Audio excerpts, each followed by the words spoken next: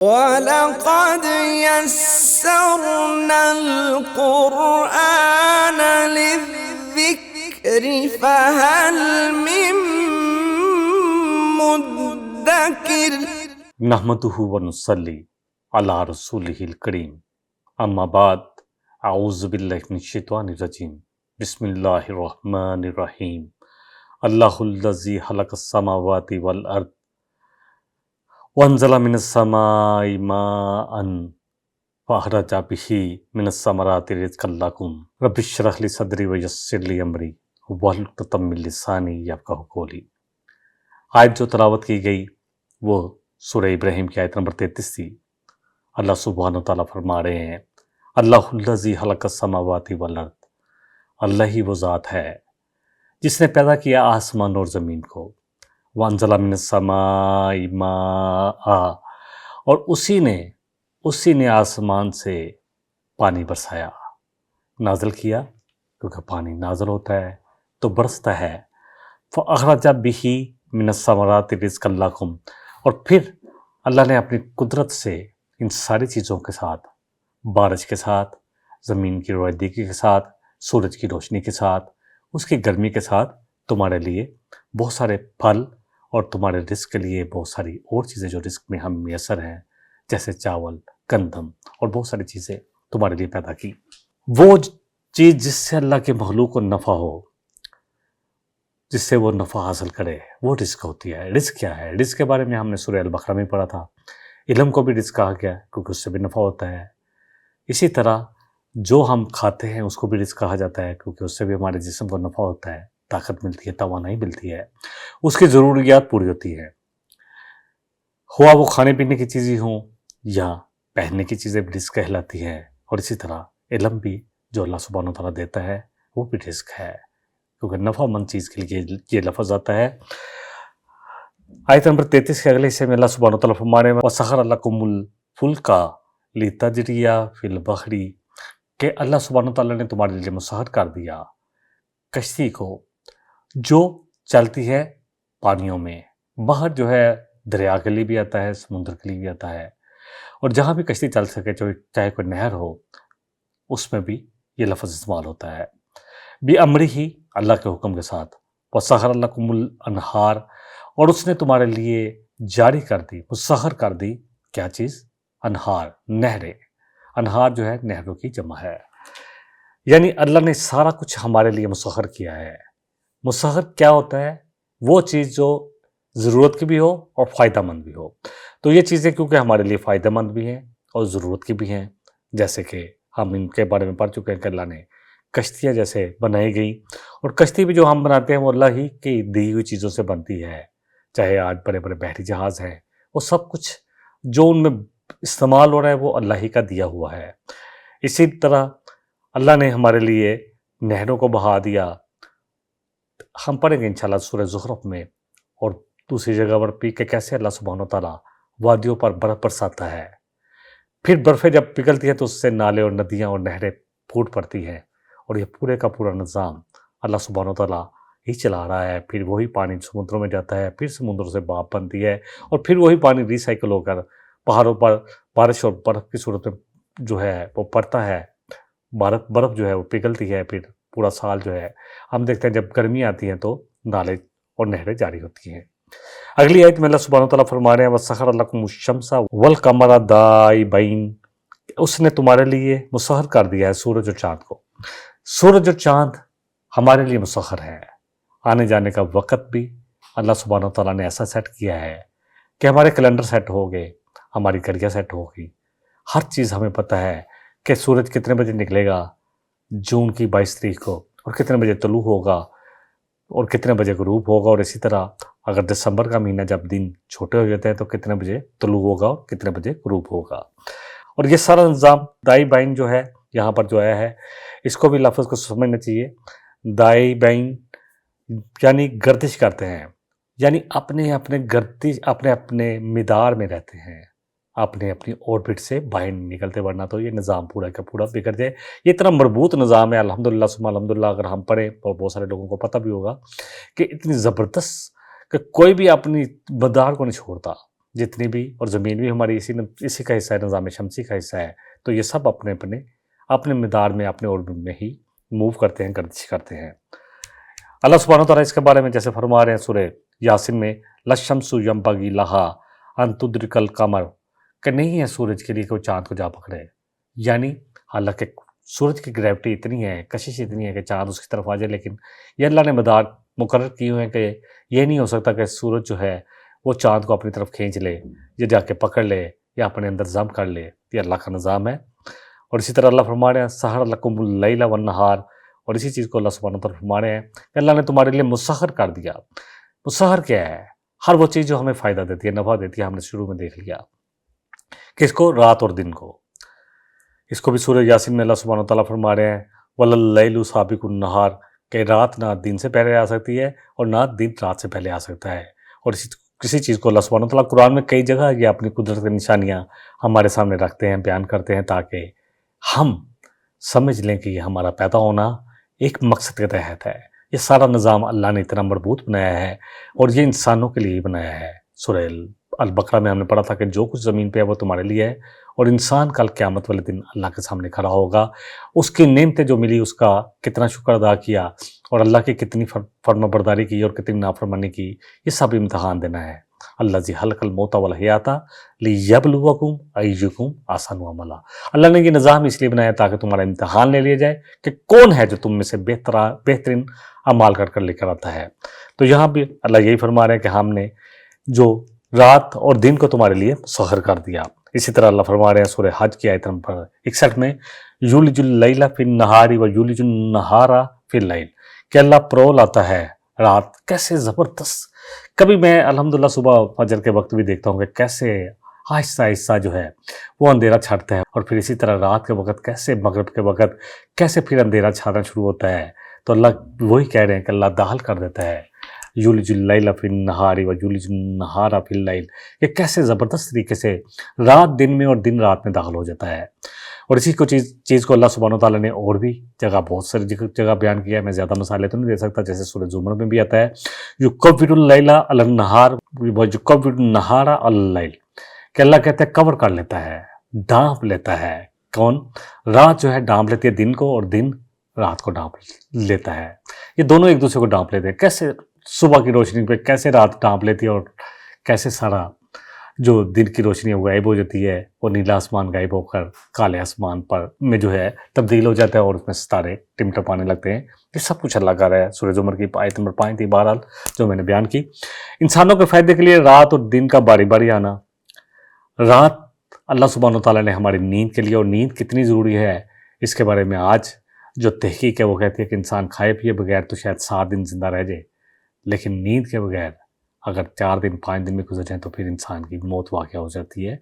تو اللہ سبحانہ وتعالیٰ نے رات کو ہمارے آرام کے لیے بنایا، اور آج یہ بھی تحقیق ہو رہی ہے کیونکہ ہم ایز اے مسلم اس چیز سے بہت دور ہو گئے، جو تحقیق کرنے والے ہیں کہ رات کا جو بہترین جو ہے عشاء کے بعد اگر سو جایا جائے، جلد سو جایا جائے، جیسے 9 ساڑھے 9 بجے اگر سو جائیں تو وہ بہترین حصہ ہے، کیونکہ ہمارا جسم پورا دن جو ہے محنت کرتا ہے، ٹوٹ پھوٹ کا شکار ہوتا ہے، تو اس وقت ہمارے جسم کی جو ٹوٹ پھوٹ ہوئی ہوتی ہے اس کی ریکوری ہوتی ہے۔ تو اللہ کرے یہ بات ہمارے لیے رکھ دی گئی، نبی صلی اللہ علیہ وسلم فرمایا کہ جو عشاء کے بعد سو جائے اور فجر کی نماز باجماعت پڑھے اور عشاء کی نماز باجماعت پڑھے تو اس کی ساری رات کی جو ہے حالانکہ نیند لی ہے عبادت لکھ دی جاتی ہے۔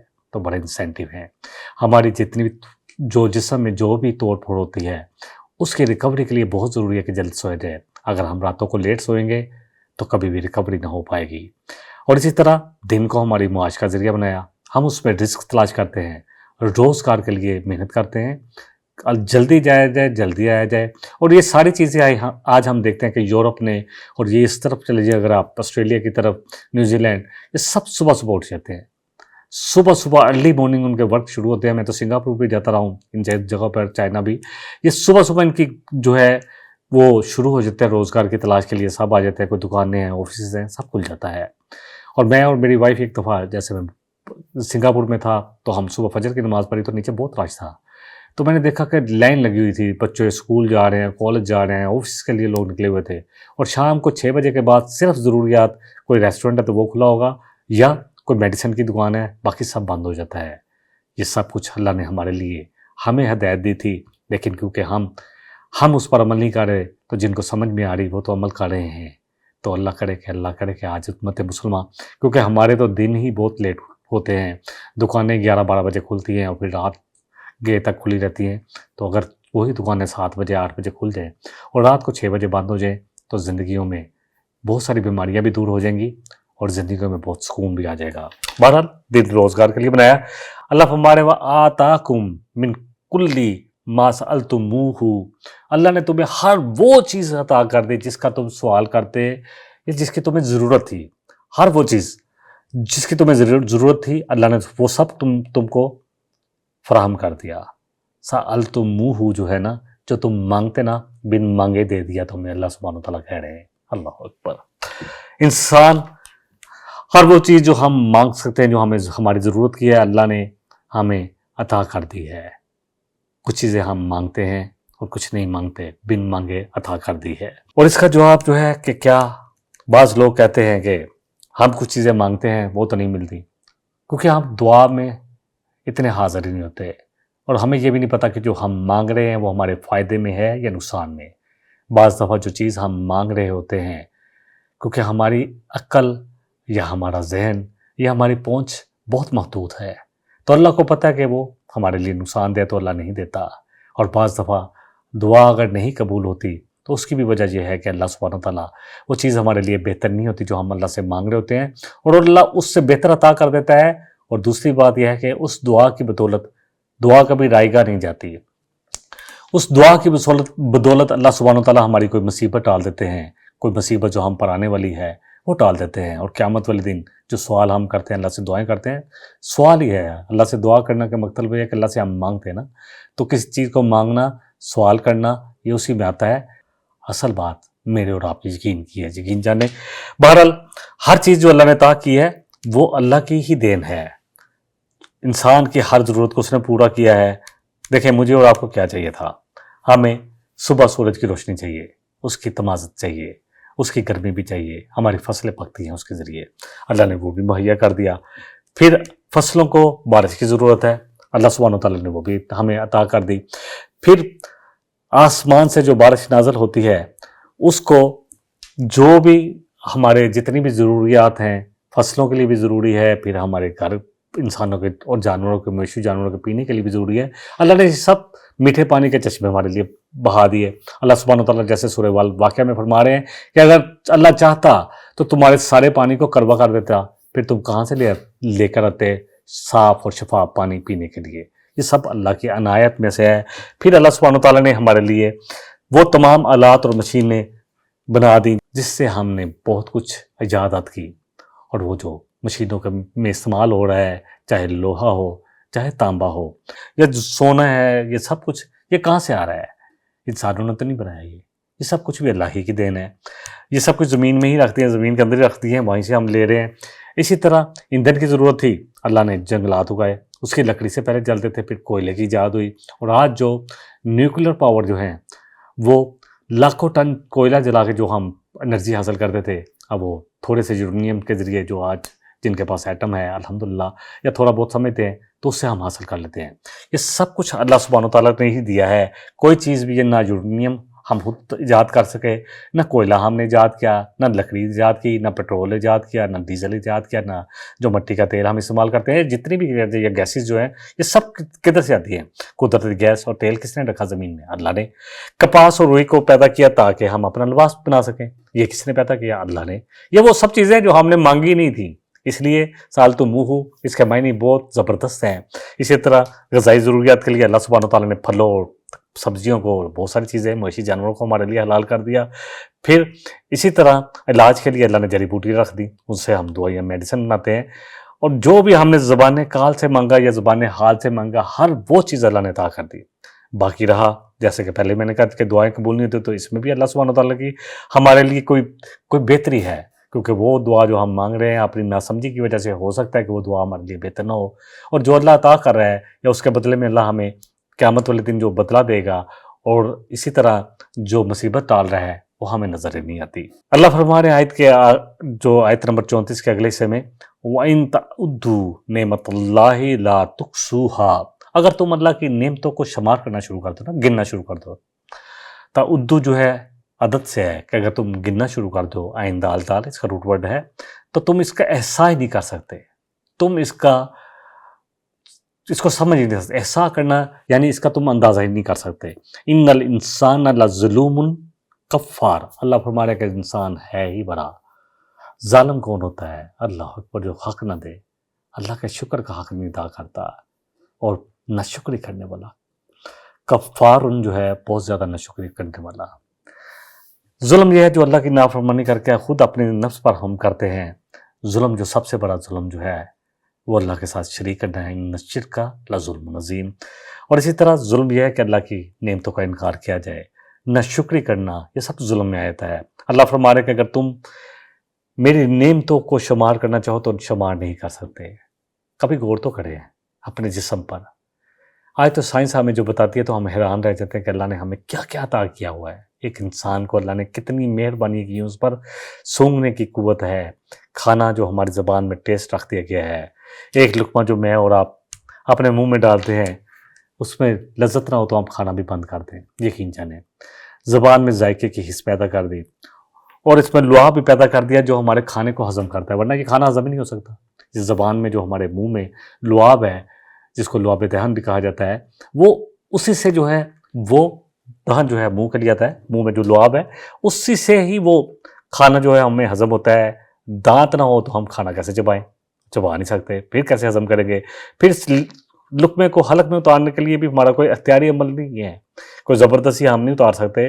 یہ بھی اللہ کی طرف سے ایک سسٹم بنا ہوا ہے کہ ہم چباتے تو خود حلق میں اترنا شروع ہو جاتا ہے. پھر اس لقمے کو ہضم کرنے کے لیے ہمارے تمام اعضاء کام کرتے ہیں. ہمارا معدہ جو ہے ڈیفینیٹلی معدہ جو ہم جس میں کھانا سب سے پہلے جاتا ہے وہ بھی اس کو، دانت تو اپنا کام کرتے ہیں لیکن معدہ بھی اس کو پچتا ہے، اسی سے جگر میں خون بنتا ہے، اسی سے فضلہ اور انتریوں میں اور مثانوں میں چلا جاتا ہے. یہ سب کچھ جو ہے ہم فضلہ جو ہے دونوں آپ کو پتہ ہے کہ یہاں جو بھی ہم پہانا یا پیشاب کرتے ہیں تو اس سے ہمیں جو بے مقصد چیزیں جو جسم کے لیے مضر ہوتی ہیں وہ نکل جاتی ہیں، پسینے کی صورت میں بھی نکل جاتی ہیں بہت ساری چیزیں. اور ہمارے جسم اور جسمانی اعضاء کی نشو و نما اسی نظام سے ہوتی ہے. قد بھی بڑھتا ہے، آنکھ کو بھی قوت جو آنکھ کی ضرورت ہے اسی سے ملتی ہے، ناک، کان، ہاتھ، پاؤں، ہر چیز کی ضرورت اسی خوراک سے پوری ہوتی ہے. سارے اعضاء ہمارے ساتھ ہماری جیسے جیسے ہم ایک 3 سال کا بچہ، ایک 6 مہینے کا بچہ، ایک ماہ کا بچہ، ایک پیدا ہوا بچہ، پھر وہ ٹین ایج میں پہنچتا ہے، پھر نوجوان سے جوان ہوتا ہے، یہ ساری، اور پھر ایسے جیسے جیسے ہمیں ضرورت ہوتی ہے یہ چیزیں خود ہمارے ساتھ پروان چڑھتی ہیں. اللہ اکبر. اسی سے چربی بنتی ہے، اسی سے گوشت بنتا ہے، اسی سے ہڈیاں بنتی ہے، اسی سے خون بنتا ہے. اللہ اکبر.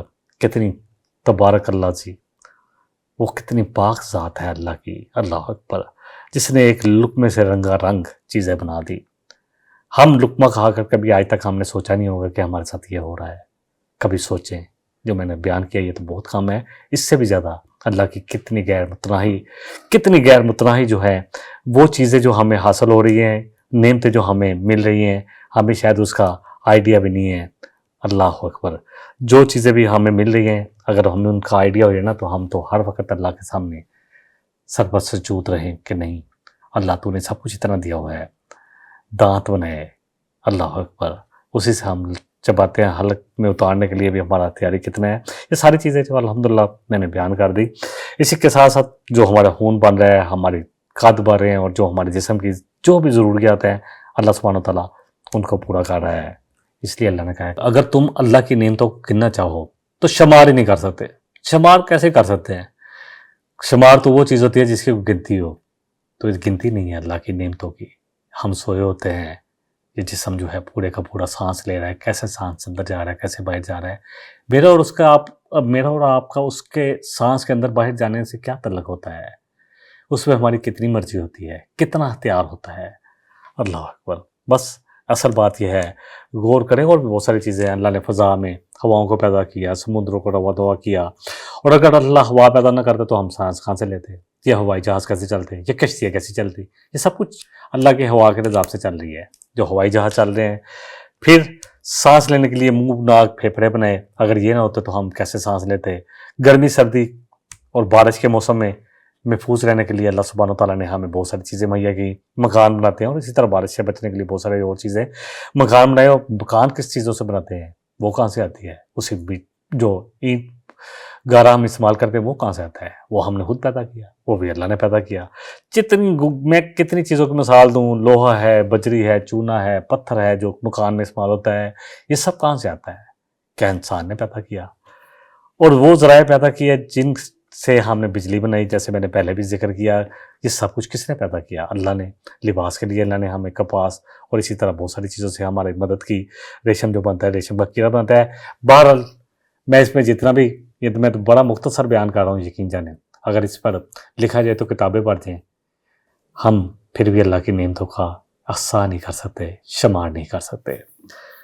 اور اللہ پھر یہی کمپلین کر رہے ہیں، اللہ یہی شکوہ کر رہے ہیں مجھ سے اور آپ سے، کیونکہ ہم نعمتوں کا شکر ادا نہیں کرتے. ان الانسان لظلوم کفار، کہ ہے انسان بڑا نہ شکرہ بھی اور بڑا ظلم کرنے والا بھی. اس چیز کو اللہ سبحانہ تعالیٰ نے سورہ نحل کی آیت نمبر 18 میں بیان کیا ہے.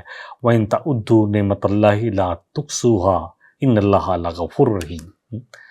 انسان کتنا نہ شکرہ ہے، کتنا ظلم کرتا ہے، اللہ کے ساتھ دوسروں کو شریک کرتا ہے. ظلم جو ہے سب سے بڑا ظلم اللہ کے ساتھ دوسری مخلوق کو شریک کرنا ہے. اللہ اکیلا ہے، واحد ہے، اس کا کوئی شریک ہی نہیں. اس کا شریک ہونا تو بڑی دور، اس کا تو ہمسر بھی کوئی نہیں ہے. اللہ اکبر. کچھ آ جائے کہ اللہ کے لیے بیٹا بنایا جائے کسی کو، یا بیٹی بنائی جائے، یا فرشتوں کو اللہ کی بیٹیاں قرار دیا جائے جیسا کہ مشرکین مکہ تھے، یا جس طرح عیسائیوں نے عیسیٰ علیہ السلام کو اللہ کا بیٹا قرار دیا. کتنے سخت الفاظ آتے ہیں سورہ مریم میں کہ قریب ہے زمین پھٹ جائے اور یہ پوری پہاڑ ریزہ ریزہ ہو جائیں اور آسمان گر پڑے کہ یہ اللہ کے لیے بیٹا بناتے ہیں. اور نبی رحمت صلی اللہ علیہ وسلم میں صحیح بخاری کی حدیث ہے کہ اللہ کے کو جو اللہ سبحانہ تعالیٰ بیان کرتے ہیں، اللہ کی حدیث قدسی ہے کہ اللہ کہہ رہے ہیں کہ کیا انسان کو مجھے تکلیف بھی دیتا ہے اور مجھے گالی بھی دیتا ہے. اللہ اکبر. تو اللہ کے رسول صلی اللہ علیہ وسلم سے پوچھا صحابہ نے کہ اللہ کو گالی؟ اور میں جب کوئی کہتا ہے نا کہ اللہ کے لیے بیٹا ہے تو ایسا ہی ہے. یقین کریں اللہ کا کوئی اولاد نہیں. قل هو اللہ احد اللہ الصمد، کہیے کہ اللہ ایک ہے، اس کا تو کوئی ہمسر ہی نہیں. لم یلد ولم یولد، نہ اس نے کسی کو جنا نہ وہ کسی سے جنا گیا. تو کیسے اللہ کے لیے ہم بیٹا قرار دیتے ہیں؟ اگلی آیت لے لیتے ہیں، آیت نمبر جو ہے 35 ہے. وَإِذْ قَالَ إِبْرَاهِيمُ رَبِّ اجْعَلْ هَٰذَا الْبَلَدَ آمِنًا، جب کہا ابراہیم علیہ السلام نے کہ اے میرے رب اس شہر کو، کس شہر کو؟ مکہ کے شہر کو امن والا بنا دے، اور اے اللہ مجھے بھی بچا لے، مجھے بھی بچا لے اور میرے بچوں کو بھی، میری اولاد کو بھی، میرے بیٹوں کو بھی، کہ وہ بتوں کی پوجا کریں. پچھلی آیات میں عمومی احسانات کا ذکر تھا کہ اللہ نے کیا کیا نعمتیں کی ہیں. اب اور ایک خاص احسانات کا ذکر آ رہا ہے جو اللہ سبحانہ تعالیٰ نے قریش مکہ پر کیے تھے، کیونکہ یہ قرآن کے سب سے پہلے مخاطب نبی صلی اللہ علیہ وسلم نے انہی سے خطاب کیا تھا. یہ وہ تھے. اللہ فرمانا ہے کہ تمہارے باپ ابراہیم علیہ السلام نے تمہیں یہاں مکہ میں لا کر کن کن تمناؤں کے ساتھ بسایا تھا اس شہر مکہ میں، اور پھر یہاں پر اللہ کا گھر تعمیر کیا گیا. اور ان کی دعاؤں کے نتیجے پر اللہ یعنی ابراہیم علیہ السلام کی دعاؤں کے نتیجے میں اللہ نے تم پر کیا کیا احسانات کیے، کیا کیا احسانات ہیں جو اللہ سبحانہ تعالیٰ نے آج بھی جو ہمیں نظر آتے ہیں مکہ اور مدینہ میں، جو اللہ سبحانہ تعالیٰ نے کیے ہوئے ہیں. اور اب تم لوگ ابراہیم علیہ السلام کی تمناؤں، دعاؤں اور اپنے رب کے احسانات کا جو بدلہ دے رہے ہو، کیسی کیسی گمراہیوں میں گم ہو گئے، کیسی کیسی بدعمالیوں میں تم لوگ پڑ گئے. قریش مکہ سے خطاب ہے کیونکہ اولین مخاطب وہی تھے. تم لوگوں نے اللہ کی ناشکری کرتے ہوئے بغیر کسی دلیل کے ان کے لیے بت بنا لیے، دیویاں بنا لی، پتھر کے بت بنا کے ان کی پرستی شروع کر دی اور ان کو بھی اللہ کی خدائی میں شریک کر لیا. یہ سمجھتے ہو کہ یہ ہمارے لیے اللہ کے سوارچی ہیں. اللہ نے تو کیسی دلیل نہیں اتاری. آیت کے اگلے سے میں آ رہا ہے ربی انہن اضللن کثیر من الناس. ابراہیم علیہ السلام اپنی دعا میں کہتے ہیں کہ اللہ ان بتوں نے تو بہت سارے لوگوں کو بہکا دیا. اس وقت بھی اپنا گرویدہ بنا لیا تھا، بتوں ہی کے آگے ڈنڈوت کرتے تھے. اور آج بھی بت پرستی دیکھیں، دنیا کے بہت بڑی جو تعداد والی قوم ہے ہندو، اور اسی طرح بدھسٹ ہیں، چاہے چائنیز ہوں، آج بھی وہ بتوں کی پوجا کر رہے ہیں. بت بنا رکھے ہیں انہوں نے اور ان پر چڑھا کے سمجھتے ہیں کہ یہ ہماری مدد کریں گے. آگے دعا کو جاری کرتے ہوئے انہوں نے کہا فمن تبعنی فانہ منی. اے اللہ، ابراہیم علیہ السلام نے فرمایا کہ جو میری اتباع کرے گا میری پیروی کرے گا، جس طرح کے عمل میں کر رہا ہوں ویسے عمل کرے گا، وہ تو مجھ میں سے ہے۔ ومن آسانی وانک غفور رحیم۔ اور اگر اے اللہ جو میری نافرمانی کرے، جو میں نے نہیں کہا خود ہی اپنی طرف سے ایجاد کر لے، تو یہ نہیں کہا کہ اس کو عذاب دے، وہ مجھ میں سے نہیں ہے، اللہ اس کو جہنم میں ڈال دے، پھر بھی یہی کہا فإنک غفور رحیم، کہ بے شک اللہ آپ بڑے غفور رحیم ہے۔ یہ ابراہیم علیہ السلام کا کمال درجے کی ہے۔ اللہ اکبر، حسن ہے ان کے اخلاق کا، نرم دلی ہے، نوع انسانی کے ساتھ محبت ہے، شفقت ہے، کہ کہا کہ اللہ تو پھر بھی غفور رحیم ہے، جس کو چاہے معاف کر دے۔ اللہ، اور جو نافرمانی کرے گا اس کو بھی چاہے۔ آخری وقت تک وہ درگزر کی التجا کر رہے ہیں۔ ابراہیم علیہ السلام بہت حلم، بہت زیادہ تڑپنے والا دل رکھتے تھے، بڑے حلیم تھے، انسانیت کے لیے بہت زیادہ، تمام انسانوں کے لیے بہت زیادہ محبت اور ہمدردی رکھنے والا دل، بہت نرم دل۔ اس کو اللہ سبحانہ وتعالیٰ نے سورہ ہود میں بھی ہم نے پڑھا، ان ابراہیم لحلیم اوواہ منیب، کہ ابراہیم علیہ السلام بڑے حلم والے، بڑے راہ بقا کرنے والے، بڑے اللہ کے آہے بننے والے اور اللہ کی طرف رجوع کرنے والے تھے۔ یہی حال ایک کا نہیں، تمام انبیاء اور رسولوں کا یہی حال ہے، یقین جانے۔ ہم نے پڑھا سورہ المائدہ میں، جب عیسیٰ علیہ السلام اللہ سے التجائیں اور دعائیں کر رہے تھے، سورہ المائدہ کی آیت نمبر 118 میں، ان تعذبہم فانہم عبادک، کہ اللہ اکبر، کہ اگر تو ان کو عذاب دے تو تیرے بندے ہیں، اللہ تو دے سکتا ہے، تو قادر ہے، مطلق ہے، تو مالک ہے، تو تیرا حق ہے تو دے۔ وَإِن تَغْفِرْ لَهُمْ، ہاں اگر اللہ تو ان کو بخش دے، وَإِنَّكَ أَنْتَ الْعَزِيزُ الْحَكِيمُ، تو اے اللہ تو زبردست ہے، بڑا حکمت والا ہے۔ یہی آیت ہے جو رحمت اللہ عالمین نبی کریم صلی اللہ علیہ وسلم، نبی رحمت صلی اللہ علیہ وسلم پوری رات پڑھتے رہے اور میرے اور آپ کے لیے روتے رہے کہ اللہ تو ان کو عذاب دے تو تیرے بندے ہیں، اور تو بخش دے تو بڑا رحم کرنے والا ہے۔ کتنی خوبصورت آیت ہے، قرآن کی خوبصورت آیتوں میں سے ہے۔ ان تعذبہم فانہم عبادک، کہ اللہ تو اگر ان کو عذاب دے تو تیرے بندے ہیں، تو دے سکتا ہے، اللہ کے پاس اختیار ہے۔ میرا اور آپ، ہم یقین جانیں کہ ایک اللہ ہمیں کھڑا کر لینا اور ہم سے پوچھنا شروع کر دے کہ یہ کام کیوں کیا تھا، ہمارے اعمال نامے کھول کے، اور کہہ دے کہ اس کام کی تجھی بیان کر دو، کون بیان کر سکتا ہے؟ یقین جانیں کون؟ میں آپ کون؟ جب نبی رحمت صلی اللہ علیہ وسلم اتنی کثرت سے یہ دعا کرتے تھے، اللہم حاسبنی حسابا یسیرا، اے اللہ حساب مجھ سے لینا بڑا آسان حساب۔ اور اصل مقصد یہی تھا کہ اللہ بغیر حساب کے، اللہ تو ہمیں صرف پرچے پہ نظر ڈالے اللہ، اور اللہ جانے دے۔ پوچھا تھا اما عائشہ صدیقہ رضی اللہ عنہ نے کہ اللہ کے رسول صلی اللہ علیہ وسلم، یہ آسان حساب کیا ہوتا ہے؟ تو فرمایا ابو بکر کی بیٹی، آسان حساب یہی ہے کہ اللہ سبحانہ وتعالیٰ ہمارے پرچے پر نظر ڈالے، کمال نامے پر نظر ڈال کے ہمیں بھیج دے۔ جس سے پوچھنا شروع کر دیا نا اللہ نے کہ بتاؤ یہ عمل کیوں کیا تھا، بتاؤ یہ کیوں نہیں کیا، کون جواب دے سکتا ہے اللہ کو؟ میں اور آپ کون ہے جو جواب دے سکتا ہے؟ دیکھیں اللہ کے نبی صلی اللہ علیہ وسلم نے فرمایا کہ ابن آدم قدم نہ اٹھا پائے گا جب تک کہ 4 باتوں کا جواب نہ دے دے۔ جس سے اللہ نے پوچھنا شروع کر دیا نا، اللہ تو بس ہمارے پرچے پر نظر ڈالے، ٹوٹی پھوٹی کوششوں کو اپنے فضل سے، اپنے کرم سے قبول کرے اور ہمیں معاف کرتے ہوئے، درگزر فرماتے ہوئے نکال دے۔ ورنہ 4 سوال کے جواب تو کھڑے ہیں کہ اللہ اکبر، عمر کن کاموں میں گزاری، ساری عمر، پھر کہا جوانی میں کیا کیا، کیونکہ عمر کا بہت حصہ لڑکپن میں اور ٹین ایج میں گزر جاتا ہے، جب انسان کو سینس نہیں ہوتی کہ جوانی میں کیا کیا، جو کچھ کرنے کی عمر تھی۔ اور یہ جوانی جو ہے 20 سے لے کر 60 سال تک انسان ہو رہا ہے، اس سے بھی زیادہ اللہ کو کوئی دے، کوئی 15 سے 65 کا ہو سکتا ہے۔ اس کے بعد بیماریاں آتی ہیں، بڑھاپا آ جاتا ہے، انسان بھولنا شروع ہو جاتا ہے، ذہن کمزور ہو جاتا ہے۔ وہ کیا کیا؟ پھر جو مال کمایا تھا اسے خرچ کہاں کیا؟ پہلے تو مال کمایا تھا کیسے وہ بتاؤ، پھر خرچ کیسے کیا؟ اپنی مرضی سے کیا، اور جو علم حاصل کیا تھا اس پر عمل کتنا کیا؟ دین کا علم جو ہے نا میرے اور آپ کے لیے فرض ہے۔ ہم چاہے MBA کر لیں کسی بھی سبجیکٹ میں، فزکس میں، کیمسٹری میں، اینی ون، جو بھی یہاں کر رہے ہیں، کوئی MBBS کر لے اور اس میں اسپیشلائز کرتے ہوئے جتنے مرضی بڑی ڈگریاں لے لے، کوئی انجینئر بن جائے، کوئی کچھ بھی کر لے، MBA کر لے، ماسٹر بزنس ایڈمنسٹریشن کی ڈگری حاصل کر لے، اس کے بارے میں نہیں پوچھا جائے گا کہ کیا کیا۔ ہاں یہ ضرور پوچھا جائے گا کہ دین کا اتنا علم حاصل کیا، کیونکہ ایک ڈاکٹر، ایک انجینئر، ایک کاروباری جب دین کے علم کے ساتھ اللہ اکبر کام کرے گا تو پھر اس کے کام میں اللہ کا خوف ہوگا، پھر وہ لوگوں سے زیادتی نہیں کرے گا۔ بہرحال یہ آیت جو ہے یہ ہم سب کے لیے بڑی زبردست آیت ہے کہ اللہ سبحانہ تعالیٰ نے اللہ اکبر جو نبیوں نے بھی مانگی، اور ابراہیم علیہ السلام نے تو یہی فرمایا کہ اللہ بے شک تو اگر عذاب دے تو تیرے بندے ہیں، اور تو بخش دے تو تجھے کون کوئی روک سکتا ہے؟ جو میری اتباع کرے فَإِنَّهُ مِنِّي، وہ تو مجھ میں سے ہے، وَمَنْ عَصَانِي فَإِنَّكَ غَفُورٌ رَحِيمٌ، اور جو میری نافرمانی کرے تو بے شک غفور الرحیم ہے۔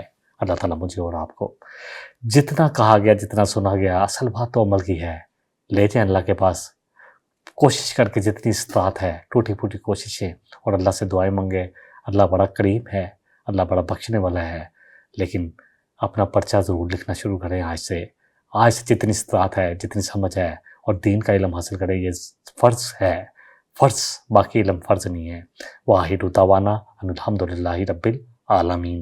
إن هذا القرآن يهدي للتي هي أقوم ويبشر المؤمنين الذين يعملون الصالحات أن لهم أجرا كبيرا